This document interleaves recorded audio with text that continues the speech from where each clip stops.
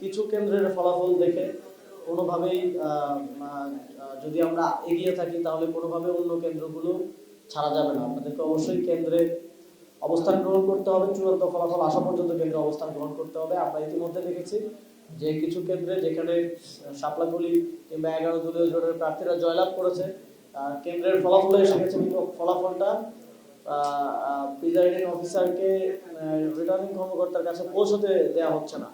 Dhaka 8-এ Curzon হল কেন্দ্র থেকে কেন্দ্রেই এই ঘটনা ঘটেছে। সেখানে আমাদের প্রার্থী অনেক এগিয়ে আছেন, কিন্তু প্রিজাইডিং কর্মকর্তাকে অবরুদ্ধ করে রাখা হয়েছে। ছাত্রদল এবং বিএনপি নেতা কর্মীরা বলছেন যে তারা এই ফলাফল মানেন না এবং তারা এই ফলাফলটা পৌঁছাতে দিচ্ছেন না রিটার্নিং কর্মকর্তার কাছে। হোয়াইট প্লাস প্রো সেনসিটিভ স্কয়ারে মাঠের বাইরেও তো আমরা এভাবে দেশপ্রেম দেখাতে পারি।